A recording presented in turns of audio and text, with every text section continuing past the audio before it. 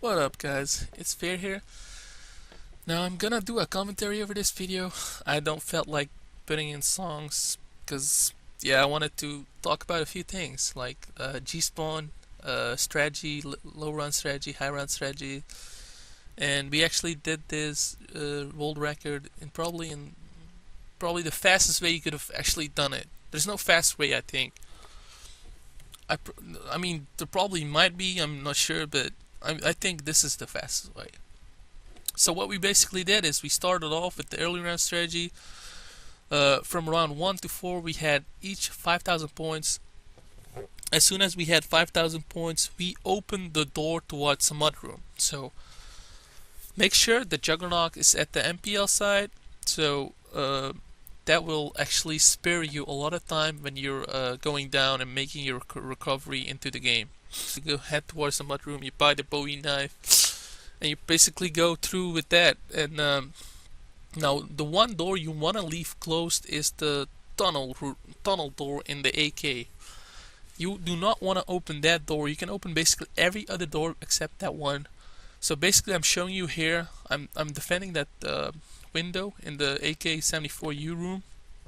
So they don't come from my left because that door is closed. They can't come from the tunnel because that is closed, alright?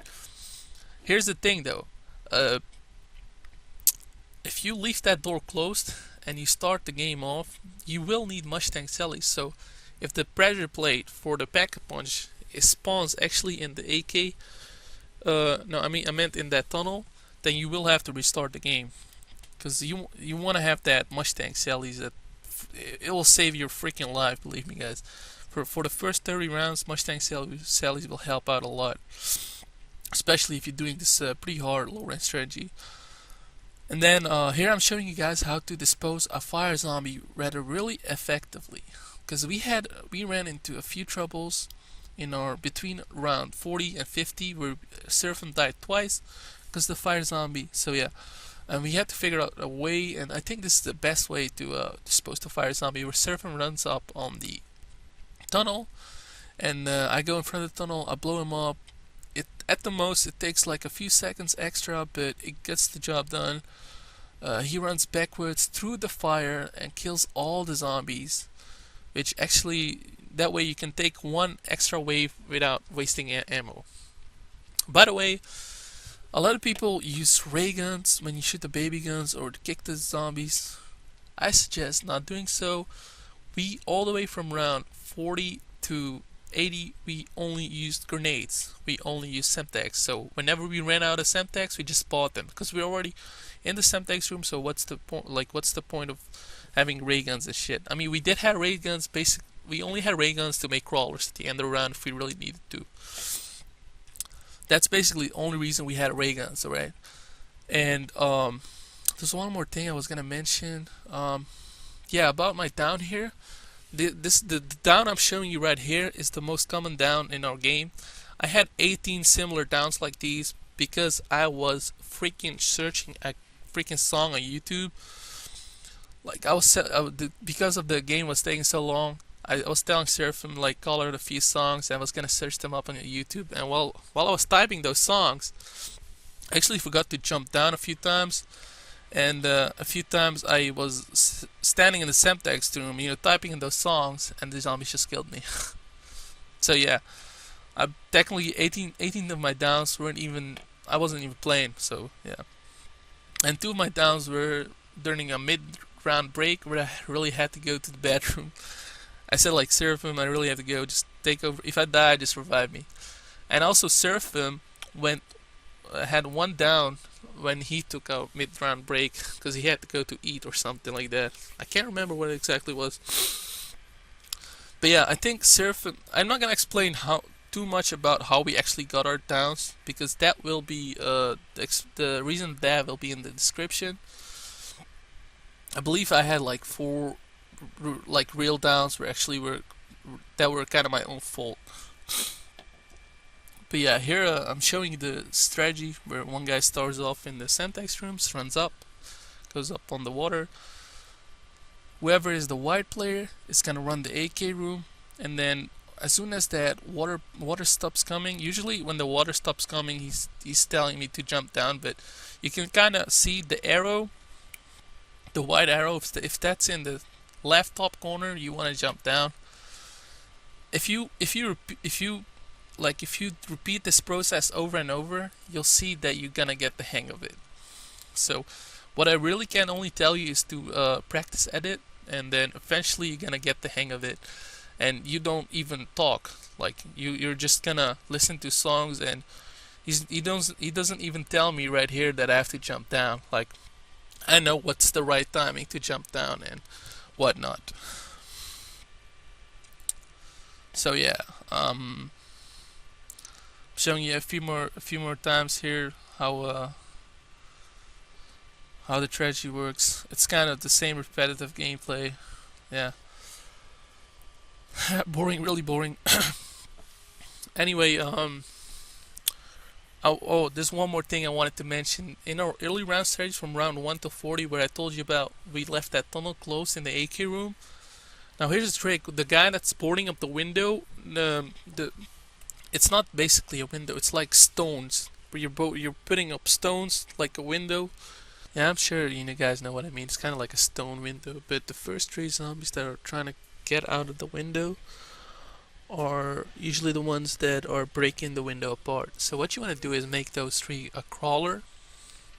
That way you can actually repair the window without getting hit. You can just literally stand still and be even more lazy, because that's really it. It's being lazy. I want it to be lazy, so that's another tip: how to be more lazy. And it's actually really easy as well, though.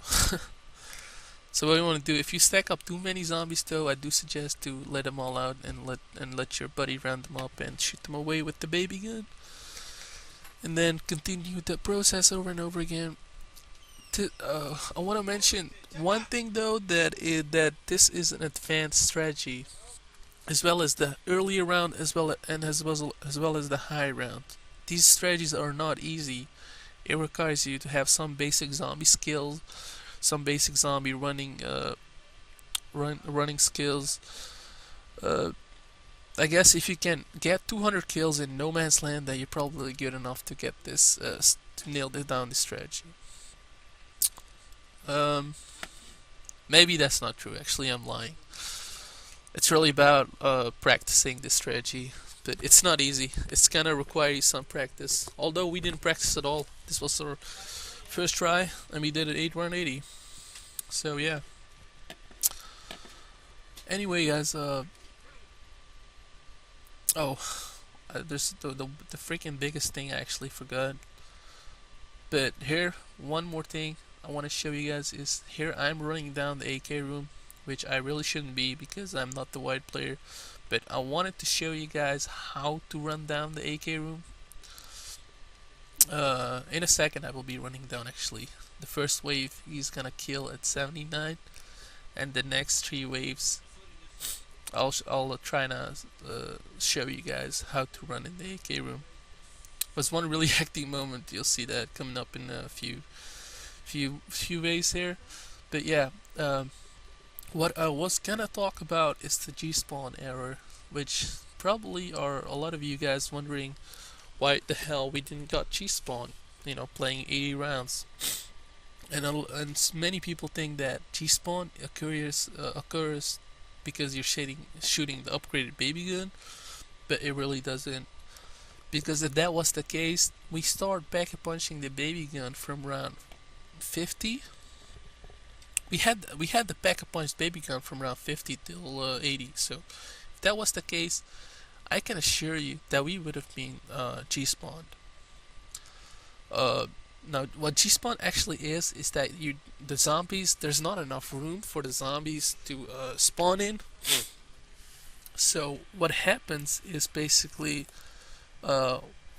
something or some entity is blocking the 24th zombie to spawn into the map. Only real thing I could say, but my theory was that if you blow up all 24 zombies and 23 zombies would spawn in, and you had a power pickup from killing those 24 zombies, then you do know that monkeys sometimes spawn in.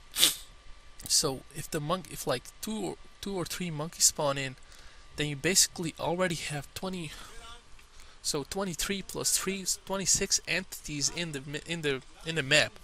So what's basically happening is that the monkeys are blocking the 24 zombies to spawn in.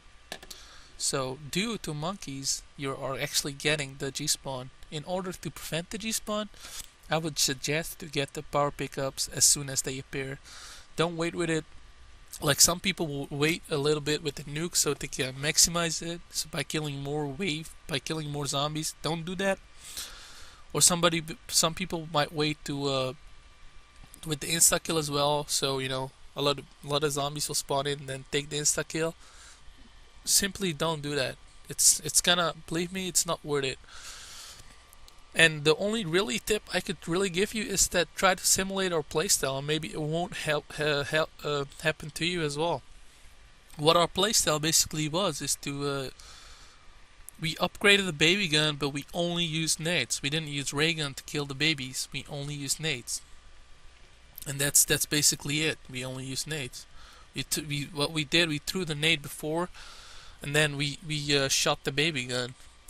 And we already told Seraphim, like, this is working, up till round 60, this was working really perfectly while pack-a-punching the baby gun and doing this type of thing.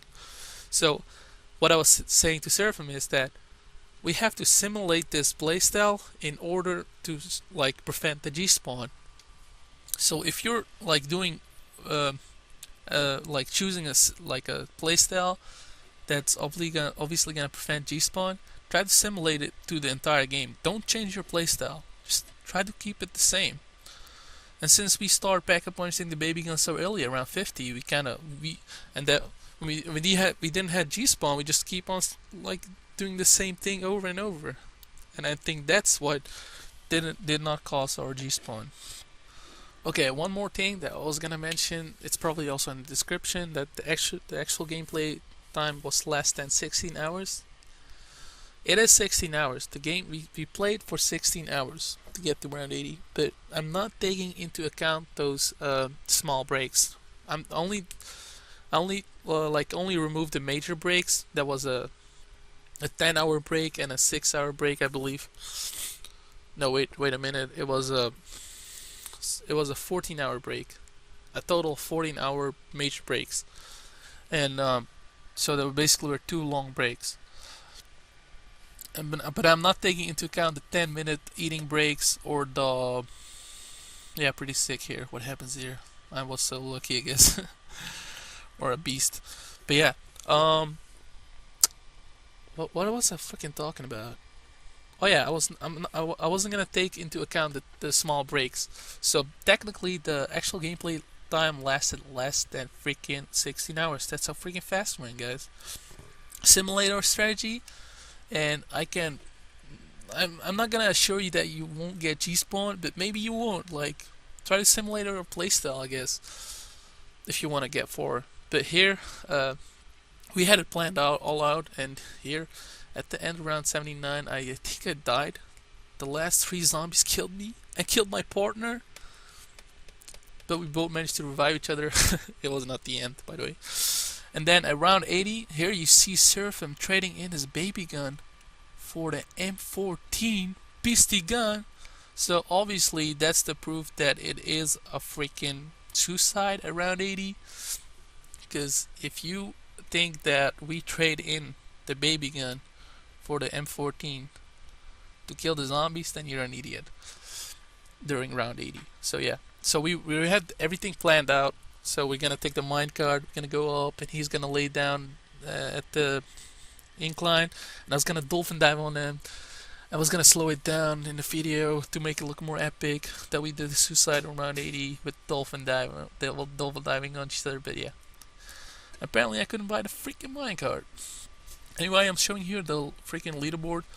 As you see there, right there, the first 2 guys are hackers, so I'm legitimately number 1 with my buddy Seraphim. So that's it, guys. I think I've talked way more than enough, and have a nice day. I hope you guys make it through high rounds as well. Oh, and one last thing, please guys, don't forget to rate the video, and if you like my videos, then subscribe and you'll be notified for any new videos that I post. See ya!